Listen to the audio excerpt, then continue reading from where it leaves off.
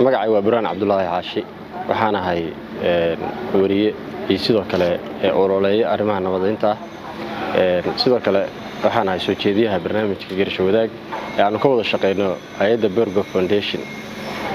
Garasho Wadaag waa barnaamij dood wadaaga oo aynu diiradda ku saarno arrimaha ku saabsan isbeddelka cimilada, xalinta khilaafaadka, nabadeynta iyo waxyaabaha bulshada wanaagga u ah ee bulshada ay horumar ku gaari karto. Waxaanu ku soo qaadanaa sheeko iyo doodo aad iyo aad u xiiso badan inagoo ku casuuna dadka khubarada ee arrimahaas ku xeel dheer. Barnaamijkan waa barnaamij aad iyo aad u xiiso badan waxaa la dhageystaa bishii 2 mar oo ka baxo idaacado kala duwan oo ku yaala deegaanada dowlad goboleedka Galmudug. sidoo kale bartaayna Facebook ku leenahay Garasho Wadaag ayaa barnaamijka si toos ah looga daawadaa iyadoo dhageystayaasheena kala jooga meelaha miyiga, goobaha colaadaha ay ka jiraan iyo sidoo kale magaalooyinka waaweynba ay si toos ah ula socdaan barnaamijka iyo si ku rogaal celisa oo markaas ugu soo gudbino bartaayna Facebook ku leenahay Garasho Wadaag. Barnaamijka Garasho Wadaag waxaanu diyaarinaa maalmo iyo toddobaadyo inagoo hadba diiradda saarayna mowduuca ama xaaladda markaas taagan. Waxaanu ka casuunaa khubaro arrimahaas aqoon u leh inagoo markaas barnaamijkeenu yahay barnaamij muddo saacadii bara ka baxa si toos ah idaacadaha. Waxaana sidoo kale toos looga daawadaa Facebook-ga. Waxaynu markaas casuunaa 2 qof oo ama ka badan kuwaasoo aqoon durugsan u leh mowduuca aanu ka hadlayno. Dhageystayaasheena ayaanu qadadka telefoonada u furnaa si ay aragtidooda ugu dhiibtaan mowduuca aanu ka hadlayno, kuwaasoo ugu biiriyo talooyin wax ku ool ah sidoo kalena martida barnaamijka su'aalo ka weydiiya. Waxaynu ku soo qaadanaa sheekada Geedi iyo Gabaad oo markaas ayadana ka hadlaysa mowduuca maalintaas taagan.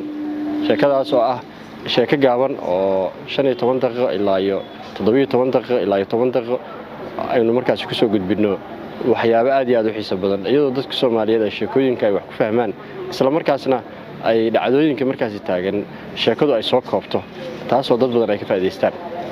Barnaamijka ayaa markaas aynu khubarada aynu ku casuunaa waxaynu weydiinaa su'aalo aad iyo aad muhiim ah iyaguna markaas dhageystayaasha la wadaaga aragti aad iyo aad wax badan uga bedeli kara.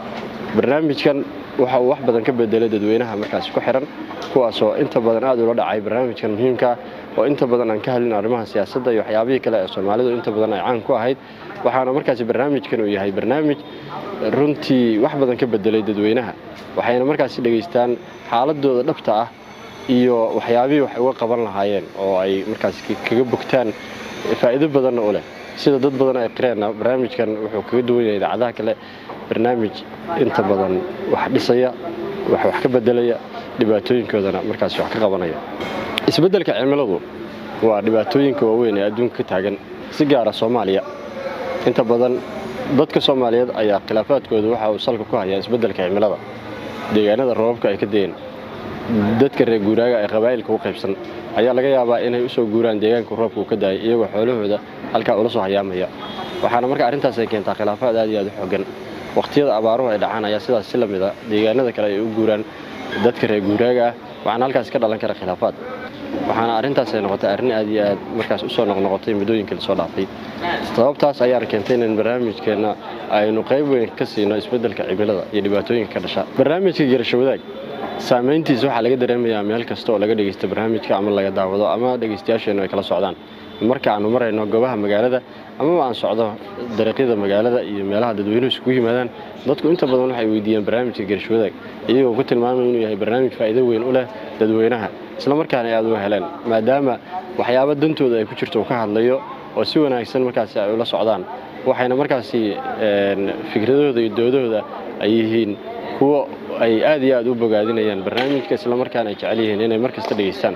Dadka qaarkood waxay markaas codsadaan inay ka qayb galaan ama ay qadadka telefoonada uga qayb galaan ama markaas lagu soo casuumo taasoo aanu dhageysano aragtidooda iyo fikradooda wanaagsan isla markaana aanu tixgelino waxyaabaha markaas ay noo soo jeediyaan.